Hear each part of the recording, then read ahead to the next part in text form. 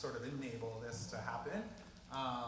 And it's just been a real honor to get to learn this music and be exposed to such a genuine and authentic rendition of these songs. And so really a pleasure to share with all of you.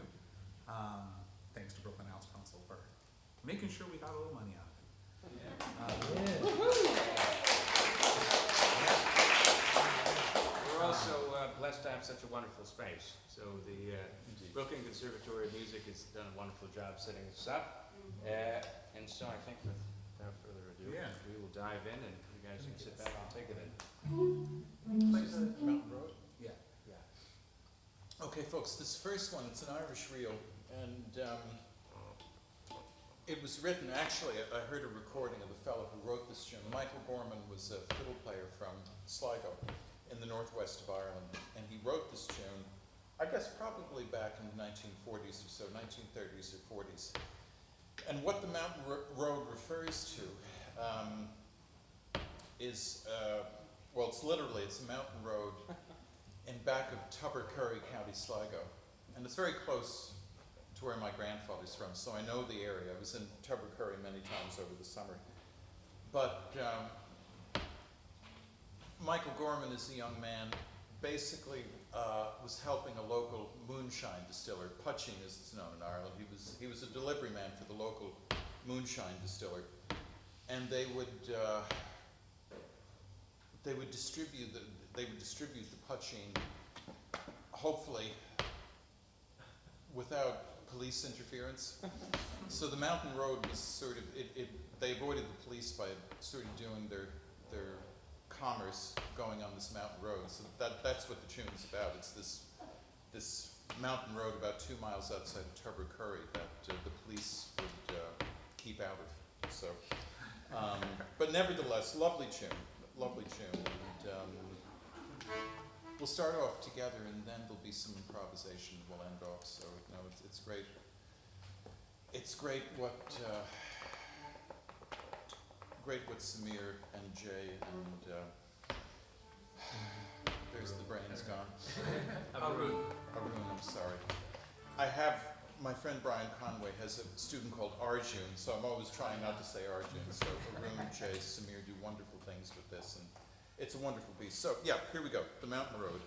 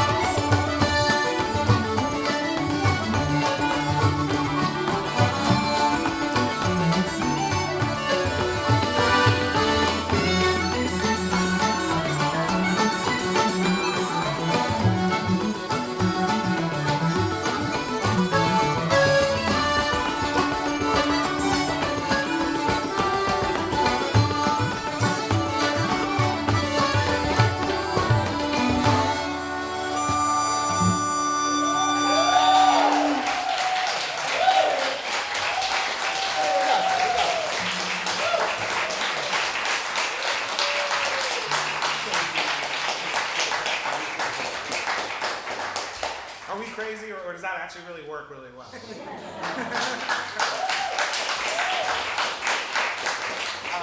was Mohana Kalyani, right? Mohana Kalyani, yes. So part of the process that this ensemble did was to try and find ways to connect with the repertoire. And so the raga that we transitioned to in the middle, Arun can let you know a little bit the name and yeah, it's a raga called Mohana Kalyani. And we actually, we improvised a lot using it, but then we also referred to a song called Bhuvaneshwariya, a Carnatic song, which, Jerry, you mentioned, when was this composed? I would say Arun in the 1930s or 40s. Right. So this was actually composed around the same era in South India from a relatively contemporary composer, which is a 20th century composer, because a lot of music is coming from the late 1700s, 1800s, but this particular song that we used was from the 1930s. 1930s, same time as It Michael is, Borman. yeah. Yeah. Wow. That's very interesting. Okay. So up next, we're going to do a song. Colin will let you know what it is, and it's very poetic in air, I believe. And we're going to use an Indian classical format known as ala, which is just like a pure melodic sort of painting in a raga. Did you have a raga set? Are you feeling it out? Or? We won't reveal too much. It's around the Tabla, really. Yeah. So we're following more of the Irishman over here. So Colin, you can talk. Yeah, all right. Thank you, Maria. Here we are. Are you all up for a song? Hey! All right. Well, you asked for it, so now you're going to get it. We're going to do She Moved Through the Fair, which is a beautiful song about young love and possibility of marriage, and whether that comes together or not, it's up to you. But we had a wonderful time. Just being truthful with you. It's been a lot of fun working on this with this wonderful group of musicians and seeing how they interact with it and make it their own. So, here we go. Oh, wow. Yeah. And I thought I was the only one who brought bells tonight. It turns out bad percussionists have the same brain. Shall we start? You guys can give us the drone in D, and then we'll take it out, yeah?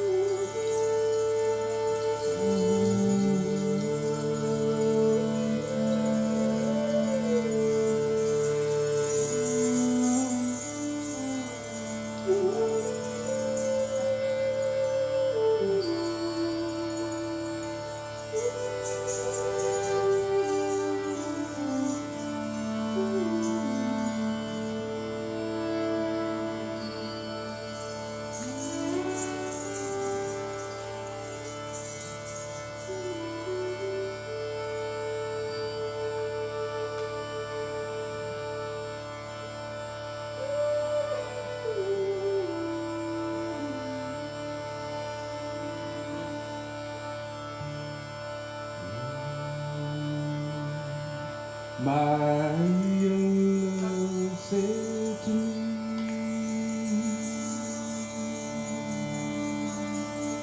my mother,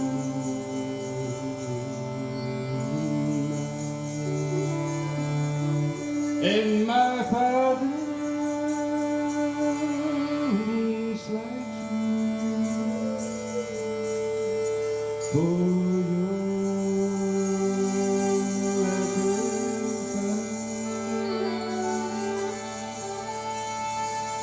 and she stepped away,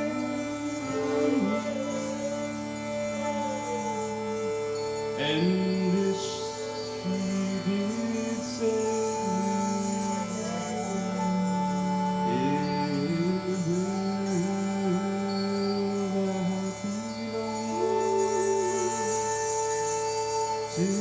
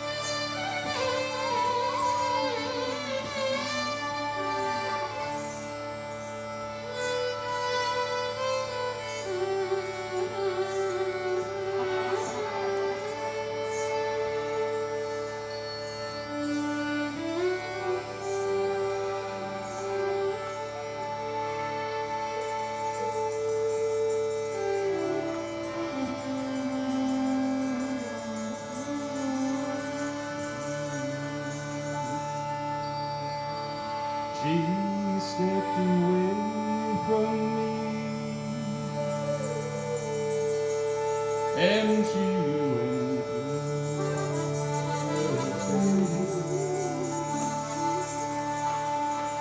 and fondly I watched her move here and move there.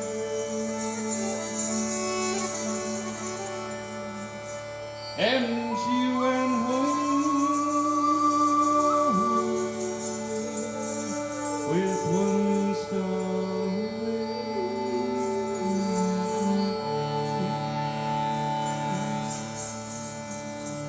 as the swan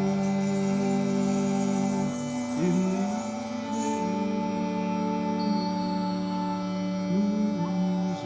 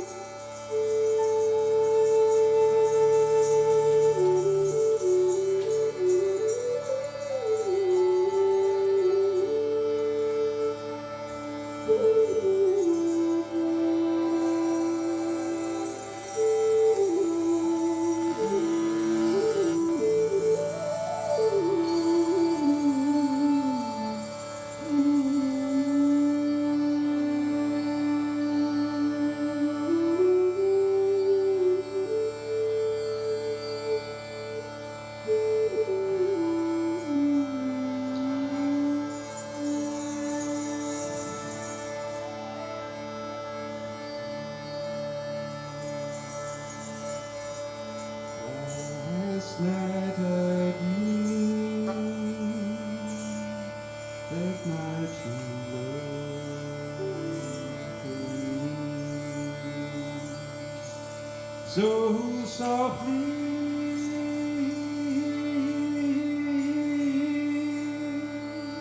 She came in that her feet may go.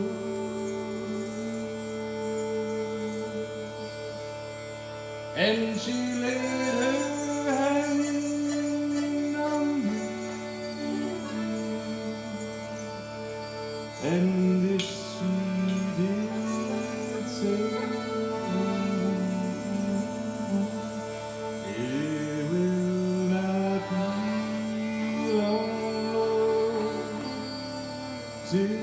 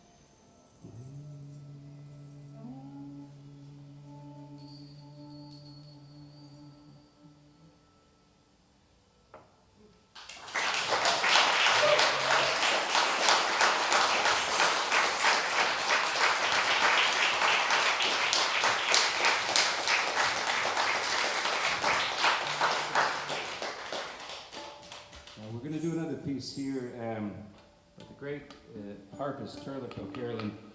And Jerry's going to talk to us a bit about Shebeg, Shemore. He has a wonderful story about it. Maria, if you don't mind, just cut my mic here.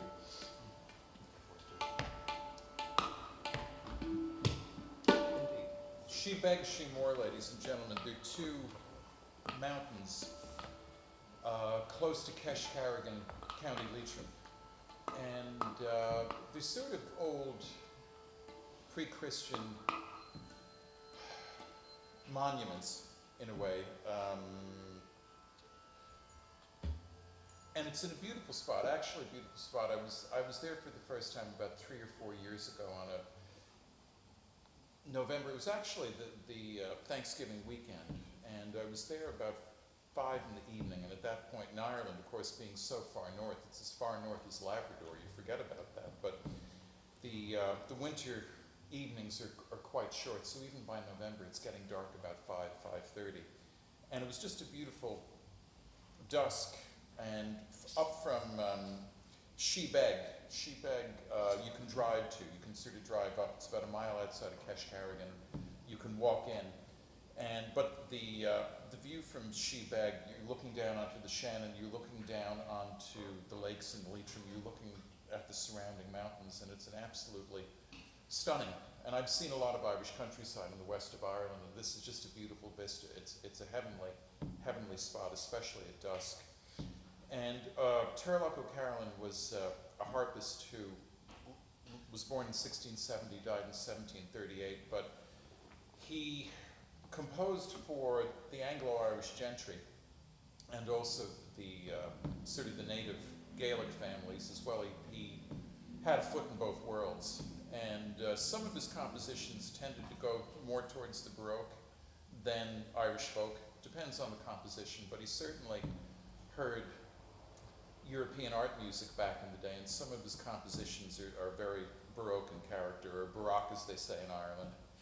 And this it's supposed to be his first piece. Now actually, one thing I didn't realize, he didn't write this melody, but he composed the words. There was the melody is actually sort of called the cuckoo, and there's sort of bits in it that sound a bit like a cuckoo's call. But he wrote words to it, to a local legend, that the good people, sort of the thought in Ireland, the belief was in pre-Christian times, there were sort of otherworldly beings referred to as the good people or the fairies. It sort of sounds a bit, sort of children's book type of stuff, but it would be the Sheoga, sort of the otherworldly people who were there in pre-Christian times. And there's certain areas throughout Ireland, what are called sort of fairy forts, lisses, where again, people might be farming those fields, but they'd never touch the fairy fort because it was considered bad luck. Even now, it's considered bad luck. So you go through the Irish countryside and you'll see this sort of big mound with stones on it, and that would be what would be known as the fairy fort. So that's the case with Shebeg and Shemore. And basically in O'Carolan's lyrics, the sort of the good people on Shebeg are having a war with the people on Shemore. And that's basically the lyrics of the song. And it's in the Irish language, the words are still there. So O'Carolan wrote lyrics as well as music, but it's a beautiful melody, and it's a gorgeous place. And if you're ever near Keshkarrigan, County Leitrim, you can go up and actually get to that vista and look out. It's a beautiful tune, and it's a beautiful place. So anyway, that's Shebeg and Shemore. Shemore is a bit hard to get to. That's about a mile away from Shebeg. You have to go through a forest and climb a mountain. Shebeg is much easier. But at any rate, it's a beautiful tune from a beautiful part of the country. So here we go.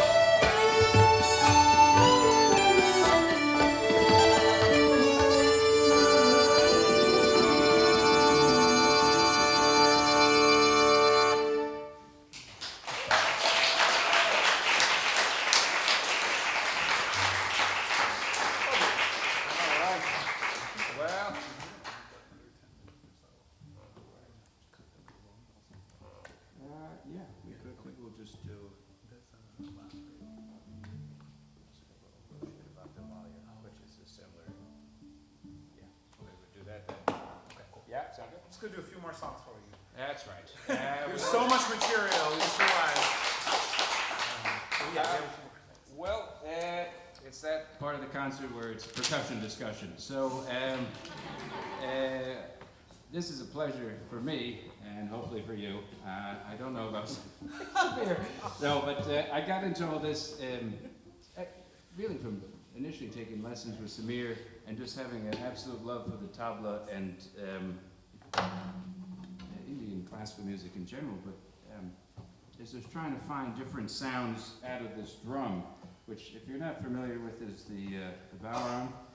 It's the Irish frame drum, and you can play it with your hand, obviously like this, but most people play it with a tipper. And the nice thing is it's melodic, if you haven't noticed.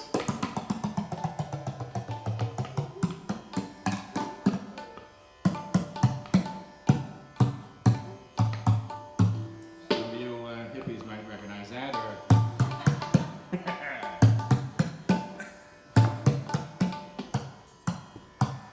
so you can at least get something in there, just for party tricks. But what we're going to actually attempt is just to see what happens when we try and mix these two wonderful percussion traditions together. And we'll By the go from way, there. Colin is so humble. He just came back from a long trip in India where he went to South India and he studied this music and he studied the tradition in a very genuine and authentic way, which I think a lot of us up here can agree that always is the most fruitful way to collaborate with other kinds of music in a very respectful and way in which we honor each other's traditions. And so, with respect, we're just going to try and have some fun. Now, Samir's only dug me deeper here, so you realize that now. I'm really in for it. So I'm rolling up the sleeves, but add the oil on the drum. But okay, that's enough chit-chat. You can turn off my mic so these people aren't tortured. Please, Marie. All right. all right.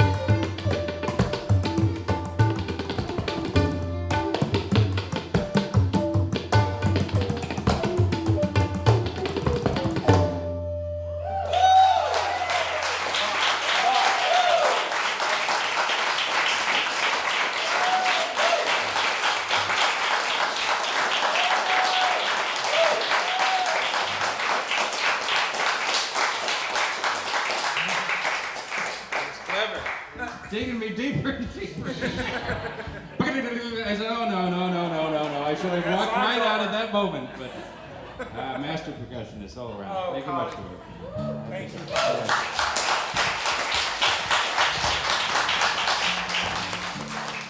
Yeah, so that was sort of where it all started, I would say, as far as the journey of this idea. It's a brilliant harebrained scheme. And we have a couple more songs. Do you want to introduce the last two? Yeah. Second to last. Let's do it. So we are going to do a song, O Roche the Bathmawalia, which is in Irish Seagda, and it's a great song. It's kind of welcoming heroes back, whether abroad or at home, to deal with a foreign foe in the homeland. So if you're familiar with Irish history, that would be the English. If you're familiar with Indian history, that would be the... Thank you. If you're dealing with African, West African, South African history, that is the... Thank you. Okay, history lesson over.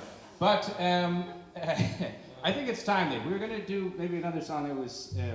it wasn't in the Irish language, and I think it's important to have that as a political statement as well. But I think it's also timely, given that the Queen just died, and given the horrors that monarchy and government created through the colonial system, which in part brings us together with a shared history and different ways of resistance and famines and all sorts of horrible things.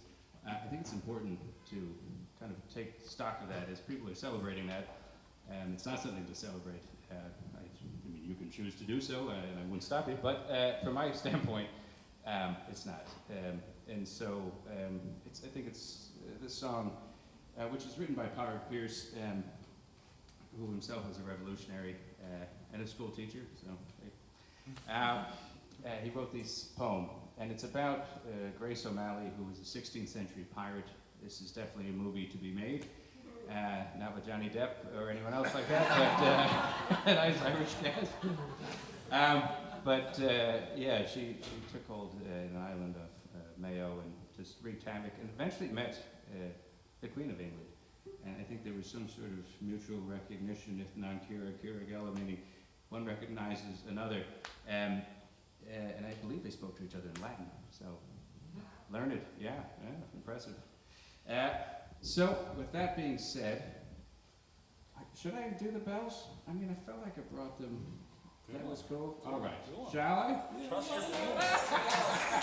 have some fun anyways. I did bring these back along with a slew of percussion instruments, which I think, I don't know how I got them back, but I did by hook or by crook. So these are ankle bells he's strapping on, also known as gungurus, which are used by Kathak dancers typically, and which is a Bharatanatyam dancers too. It sort of captures a very rhythmic quality to the dance and lends itself to like a beautiful timbre along with the dance moves. And so Colin is going to bring that energy. I knew it was coming. I knew it was coming. I put these on, and Arun said, "Well, you're going to dance first now." And I said, "I don't know." We will do this in G. So we'll do the song and a bit of improv. Sound good? Yeah. And can I do the song again? You want to do it again? Just Yeah. a chorus, anyways. It's a great song. It is. It's a fantastic song. Makes me want to have a beer. Yes. Can I get a G in drone? Oh, sure. Yeah. Or a drone in G, whichever way you're Phrasing your stuff.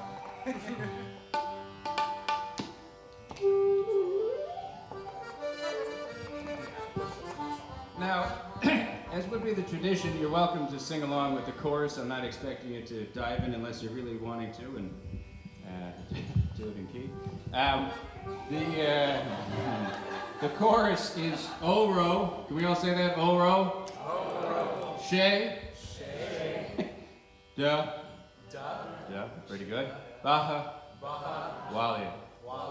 Okay, that's pretty much it. The last part of it is Anish, which is now, Ertot, and Tau. So, if you can keep that together, bonus points. Here we go.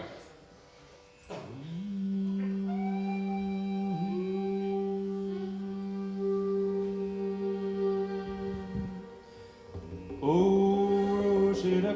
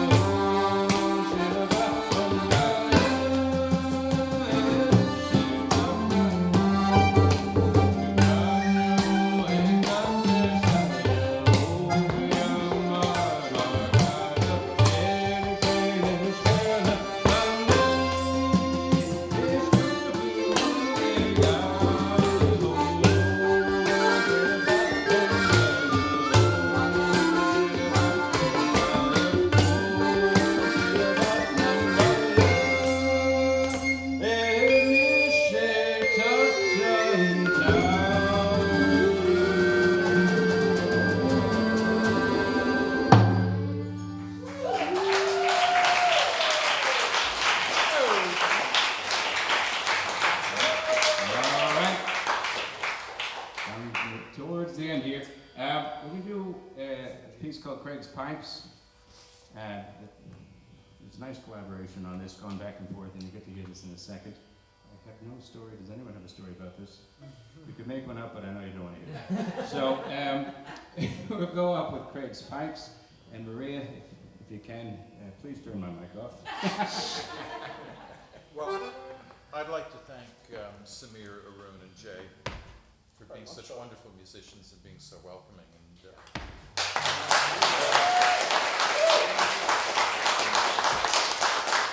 And they're master. I've been around a long time. They're master musicians, and it's amazing to watch them, how they approach Irish music and how quickly they learn little things. And thank you, gentlemen. Thank you. It's our pleasure. Our honor. Thank you. We've learned a lot in this whole experience. To more.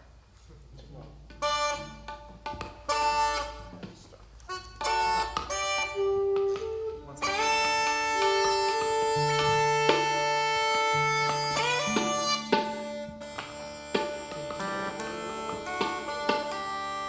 Here we go.